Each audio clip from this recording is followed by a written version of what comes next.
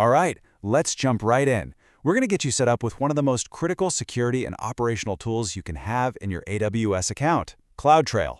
This is going to be a quick start guide to get you up and running fast.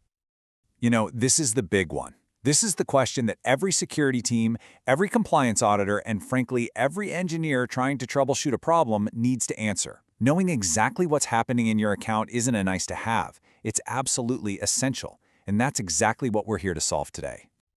So, here's our game plan. First, we'll cover what CloudTrail actually is. Then we'll tackle permissions, which is super important. We'll peek at the event history you already have, create your very first permanent trail, and even touch on some advanced logging. By the end of this, you'll have a complete picture of your account's activity. Okay, so first up, what is AWS CloudTrail? The easiest way to think about it is as the official record keeper for your AWS account. It's your single source of truth for governance, compliance, and auditing. Every action, every API call, every change, it all ends up here. The secret sauce here is that it logs every single API call. It doesn't matter if it came from someone clicking around in the console, a developer running a script, or an automated service. It's kind of like the black box flight recorder for your AWS environment. If something happened, good or bad, this is where you'll find the proof. All right, let's get our hands dirty. Before we can set anything up, we gotta talk about permissions. And trust me, getting this part right is absolutely critical. After all, we're talking about the keys to the kingdom here. So, AWS gives you two main pre-built policies to make life easier. On one hand, you've got AWS CloudTrail Full Access. Think of this as the master key. It lets you create, change, and even delete your audit logs. On the other hand, there's AWS CloudTrail _ read-only access. This is the look but don't touch permission. It's perfect for security teams who need to investigate events but shouldn't be changing the configuration. And look, AWS is not messing around with this warning. It comes straight from their docs, and for a very good reason. If you give someone full access, they could potentially disable your account's most important audit log. So the takeaway is simple. Protect this permission. It should only go to a very small number of trusted administrators, period. Okay, now for a quick win. This is my favorite part because you can get value from CloudTrail literally right now without setting up a single thing. Let's take a look at the event history. So here's the cool thing. Whether you knew it or not, AWS has already been recording all the important management events in your account for the last 90 days. We're talking about things like someone logging in, a security group being changed, or an IAM policy getting updated. It's this fantastic, rolling 90-day window into what's been going on.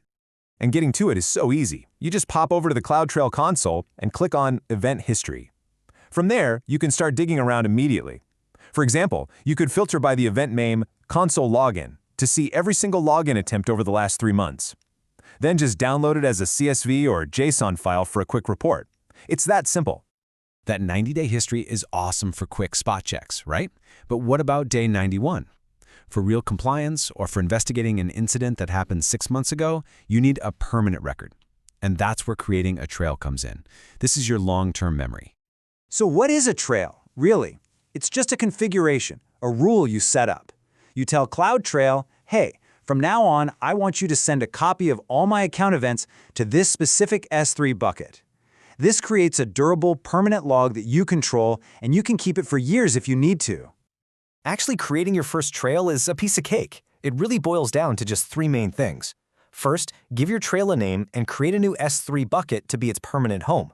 Second, decide what you want to log. For your first one, just stick with all management events, both read and write. And finally, you just give it a quick once-over and hit Create Trail. That's it. It starts logging right away. Okay, we've covered the big administrative actions in your account, but what about what's happening to your data? Imagine you have a bucket of super sensitive files, and you need to know every single time one of them is accessed. For that level of detail, we need something a bit more advanced, an event data store. Event data stores are purpose-built for these kinds of high-volume, granular events. The classic example is tracking everything happening inside an S3 bucket. I'm talking every get object or delete object call. But the real game changer is that you can run complex SQL-like queries directly on these logs right inside CloudTrail. It makes investigations so much faster. When you set one up, the pricing options actually make the choice pretty clear. If you have flexible retention needs and you're ingesting less than, say, 25 terabytes a month, the 1-year extendable option is probably your best bet. But if you're dealing with massive amounts of data and have a strict 7-year compliance rule, the 7-year retention plan is going to be way more cost-effective. So let's make this real. Let's say you want to know every time an object gets deleted from one specific mission-critical S3 bucket. You'd set up an event data store for S3 data events, and then you'd build a custom selector that says, I only care about the delete object event and only for this exact bucket. This lets you completely filter out all the other noise and zoom in on what truly matters. It's incredibly powerful stuff. And just like that, we've done it. We've gone from basically flying blind to having a comprehensive, permanent, and searchable audit trail for everything happening in our AWS account. We've gone from zero to full visibility. So if you take away anything from this, let it be these 4 things. First, event history is your best friend for a quick 90-day look back.